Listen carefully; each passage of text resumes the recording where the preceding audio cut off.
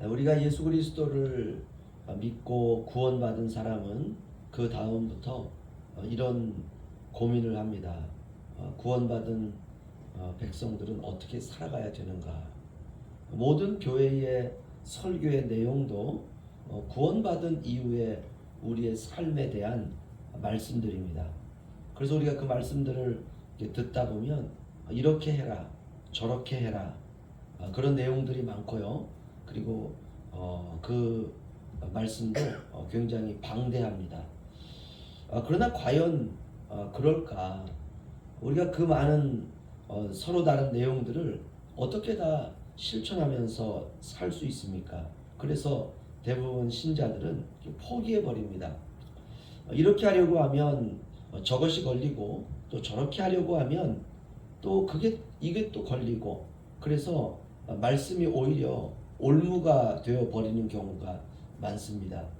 그래서 말씀을 읽으면서 하나님 말씀은 참 어렵다. 그래서 말씀을 읽지를 않게 되는 것이죠. 읽어도 행할 수 없는 말씀이라고 생각하니까 답답하기도 하고요. 그러나 그렇지 않습니다. 아무것도 모르고 죄인인 우리에게 하나님이 무엇을 원하는 것이 있을까? 하나님은 완전하시고요. 우리는 불완전합니다. 우리가 하나님의 마음에 들려면 우리가 완전해야 되겠죠. 그런데 우리가 완전해야 된다는 것은 불가능합니다. 우리가 육체를 입고 있기 때문에 늘 걸림돌이 되죠. 그렇다면 불완전한 우리가 어떻게 해야 되는가? 그래서 오늘 보면 주님의 계명이라는 말씀이 나옵니다. 우리가 계명이라는 말은 우리가 지켜야 하는 율법과도 같은 의미를 갖습니다. 그런데 오늘 사도 요한은 그 계명에 대해서 딱 한마디를 합니다. 서로 사랑하라. 이것이 율법이죠. 이것이 주님이 우리에게 주시는 새로운 계명입니다. 이것이 성경입니다. 사랑하라. 우리가 이거 하다 주님 앞에 가는 것입니다. 다른 것 없습니다. 사랑이 세상을 밝게 하고요. 사랑이 사람 사이를 화목하게 하고, 사랑이 가정을 평화롭게 하고, 사랑이 교회를 아름답게 합니다. 사랑하면 이해가 됩니다. 사랑하면 그 방대한 하나님의 말씀이 이 말씀이구나 우리가 알 수가 있습니다. 그리고 사랑하면 사람 사이의 관계에서도 그럴 수도 있지 그런 마음이 듭니다. 사랑하면 얼마나 그 사람이 힘들었을까, 그렇게 우리가 동정도 되는 것입니다. 교회에 돈이 없는 것은 그렇게 문제가 되지 않습니다. 돈이 없어 유지하기가 힘들면 누군가 짐을 지고 창고나 자신의 가정이나 주일에 개방을 해서 예배 처소를 만들면 됩니다. 그것도 안 되면 그저 천막 치고 바닷가에 앉아서 예배 드리면 되는 것입니다. 우리가 그 정도의 믿음이 있다면 다른 것은 그리 큰 문제가 되지 않죠. 교회에 먹을 쌀이 없으면 쌀을 살 수 있는 능력이 되는 사람이 그저 교회에 한 포대 사다 놓으면 우리가 한 달은 먹을 수 있는 것입니다. 그러면 되죠. 우리가 주님 오실 때까지 우리가 모여서 예배하고 주님의 말씀을 듣고 전도하면 되는 것입니다. 현실적으로 무엇이 없다라고 하는 결핍은 그렇게 큰 문제가 되지 않습니다. 그러나 사랑이 없으면 치명적인 문제가 된다는 것입니다. 교회에 쌀이 있고 돈이 있지만 사랑이 없다, 이러면 가장 큰 문제가 되는 것이죠. 성도와 성도 사이를 잇는 것은 사랑입니다. 사랑이 있어야 정도 들고 소통도 되고 위로도 되고 서로 기도도 되는 것입니다. 교회의 사랑은 생명입니다. 사람에게 핏줄이 있고 그 속에 피가 흐르는 것처럼 사랑은 성도와 성도 사이에 흐르는 주님의 보혈이죠. 사랑이 없으면 죽고 사랑이 있으면 사는 것입니다. 사랑 때문에 나를 희생하여 교회도 사람도 이웃도 살리는 것입니다. 그래서 오늘 사도 요한은 그 주님의 계명을 딱 한마디로 말씀하고 있습니다. 21절로 23절 제가 읽어드리면요.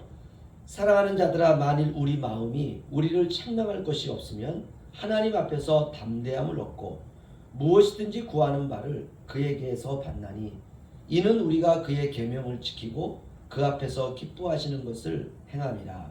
그의 계명은 이것이니 곧 그 아들 예수 그리스도의 이름을 믿고 그가 우리에게 주신 계명대로 서로 사랑할 것이니라. 아멘. 하나님께 응답받는 비결이 나왔습니다. 하나님 앞에서 자신을 살필 때 우리의 마음에 거리끼는 것이 없으면 담대히 구하라, 그렇게 말씀하고 있습니다. 그러면 무엇이든지 구하는 것을 너희가 받으리라. 예를 들어서 물질의 복을 우리가 구했습니다. 그런데 그 물질이 나의 사치와 허영과 욕심을 위한 것이 아니라 선한 목적을 가지고 있고 그것이 주님의 뜻을 구하는 것이면 우리의 양심에 거리낌이 없으면 적극적으로 구하라는 것입니다. 그러면 주님이 그 기도를 들으시고 주님이 판단하셔서 필요한 만큼 넘치도록 우리에게 주신다라고 말하고 있습니다. 저는 이 말씀을 믿습니다. 건강도 그렇습니다. 우리가 건강의 축복을 구하는데 그 주신 건강을 가지고 쓸데없는 일에 사용을 한다면 주님이 건강을 허락하지 않으시겠죠. 왜냐하면 죄가 되기 때문에 그렇습니다. 하지만 그 건강이 주님을 더 잘 섬기고 이웃을 더 잘 섬기고 이웃들을 주님께로 인도하고 싶은 열망이 있는 기도라면 주님께서 우리에게 더욱더 건강을 주실 것입니다. 우리가 이 수준까지 가는 것이죠.